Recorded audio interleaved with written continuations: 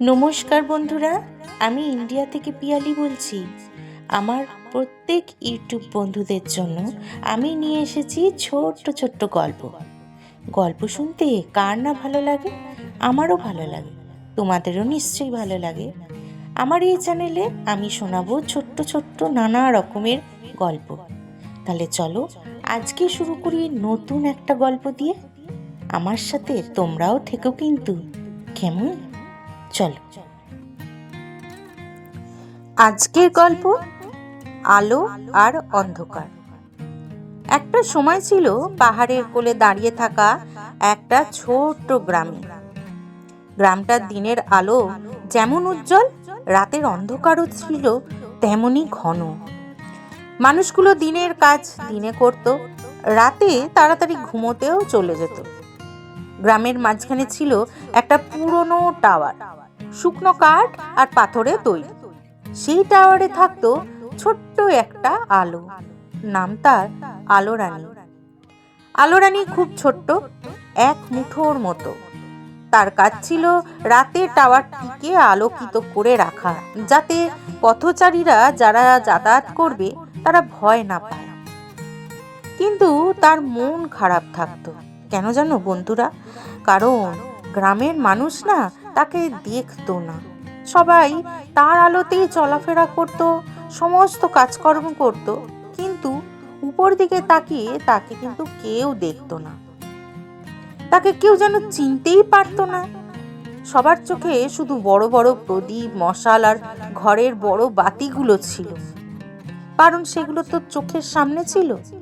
আর এই আলো রানী ছিল টাওয়ারের একদম উঁচুতে, তাই কেউ তার দিকে তাকাতো না। একদিন আলো রানী সিদ্ধান্ত নিল, এভাবে আর নয়, আমি জ্বলবই না। কেউ আমার দিকে দেখে না, কেউ আমাকে একটু ভালোবাসে না। সবাই যে যার মোমবাতি, হারিকেন, মশাল, প্রদীপ তাদের আলোতেই যেন আনন্দিত থাকে।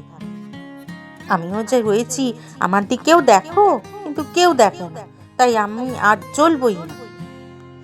সেই রাতে টাওয়ারে আলো জ্বলল না।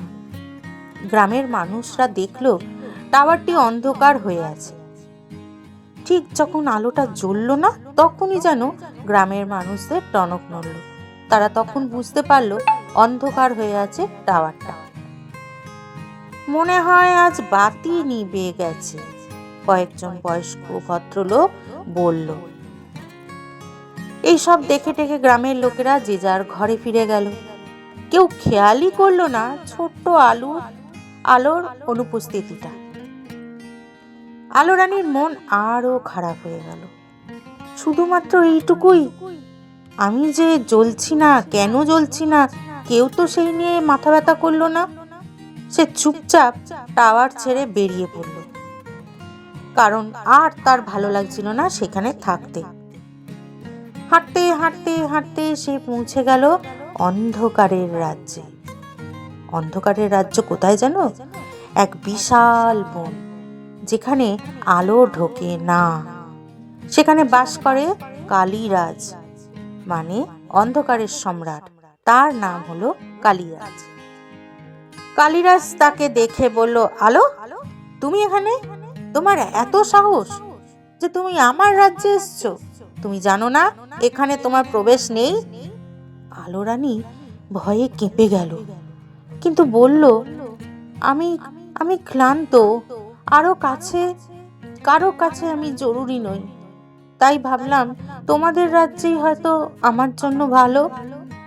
কালীরাজ হেসে বলল, হ্যাঁ, তুমি থাকতে চাইলে থাকতেই পারো, তবে জেনে রেখো, আলো আর অন্ধকার স্বভাব কিন্তু এক নয়।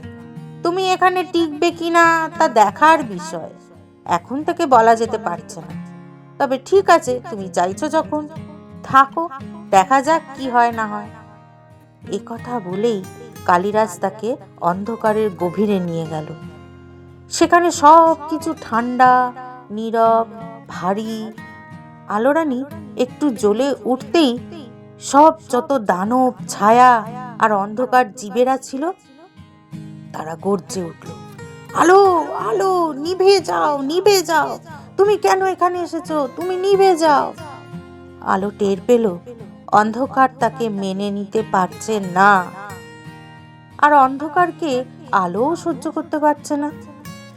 সে যতই নিজের আলো কমাতে চায়, ততই অন্ধকার তাকে পিষে ফেলতে চায়।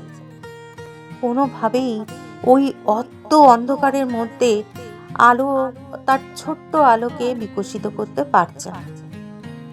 আলো রানী ভয়ে ছুটতে পালিয়ে গেল। বন পার হয়ে সে আবার ফিরে এলো গ্রামের দিকে। আরে আরে, দাঁড়াও, আমার গল্প কেমন লাগছে বন্ধুরা? অবশ্যই কিন্তু কমেন্ট করে জানিও। আর যদি ভালো লেগে থাকে তাহলে প্লিজ সাবস্ক্রাইব করে লাইক করে আমার পাশে থেকো। তাহলে চলো বাকি গল্পটা শুনিয়ে নেওয়া যাক। পথটা খুব অন্ধকার ছিল, কারণ টাওয়ার তখনও নিভে রয়েছে। ওই অন্ধকারের মধ্যে আলো রানী কোনো রকমে চলে এলো দৌড়ে দৌড়ে। কিন্তু পথে হঠাৎ সে শুনল কারো কান্না। কে কাঁদে? একটি ছেলে মেয়ে পথ হারিয়ে কাঁদছিল। আলো রানী একটু জ্বলে উঠতেই তারা চমকে উঠল। ওহো, ছোট্ট আলো, তুমি কোথায় ছিলে? তুমি না থাকলে আমরা বাড়ি ফিরতে পারতাম না।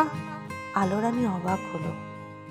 তারা তো তাকে চেনে, তারা তো তার প্রয়োজন অনুভব করে। তাহলে সে এতক্ষণ ধরে ভুল ভাবছিল? নিজের মনেই আলো রানী খুব খারাপ লাগলো। সে পথটা আলোকিত করতে করতে তাদের ঘরে পৌঁছে দিল। ছোট্ট বাচ্চা তাদের খুব আনন্দ হলো। আলোয় ঘিরে তারা তাদের বাড়ি পৌঁছাতে পারলো। বাচ্চারা খুশিতে বলে উঠল, তুমি খুব ছোট্ট হলেও তুমি আমাদের সবচেয়ে বড় সাহায্য করেছো। জানো, তুমি না থাকলে আজকে আমরা বাড়ি ফিরতেই পারতাম না। সেই দিন রাতেই আলো রানী বুঝলো সবাই বড়কে দেখে, কিন্তু ছোটদের গুরুত্ব ভুলে যায় না। কারণ কখনো কখনো ছোট্ট আলোই অন্ধকারের সবচেয়ে বড় আশ্বাস হয়ে দাঁড়ায়। পরদিন টাওয়ারে আবার আলো জ্বলে উঠল। এবার গ্রামের মানুষ খেয়াল করলো, রাত যত অন্ধকার এই ছোট্ট আলো ততই উজ্জ্বল। গ্রামের প্রবীণ লোকটি বললেন, আলো বড় ছোট নয়, আলো মানে পথ দেখানো। আর যার মাঝে পথ দেখানোর ক্ষমতা আছে তাকে কখনোই তুচ্ছ ভাবা যায় না। এ কথা শুনে আলো রানী বুঝলো তার ছোট হওয়ার তার শক্তি। আজ সে ছোট তো কি হয়েছে, কিন্তু তার এই ছোট্ট শক্তির ভেতরে কত মানুষের উপকার সে করতে পারে। অন্ধকারের রাজ্যে সে টিকতো না, কিন্তু আলো ছড়াতে গেলে সেই সবার প্রথমে এগিয়ে আসে। সেই থেকে টাওয়ার আর গ্রাম দু জায়গায় আলো রানীর নামে পরিচিত হলো। ছোট্ট আলোয় বড় পথ হলো। এই গল্প থেকে আমরা কি শিখতে পারি বন্ধুরা?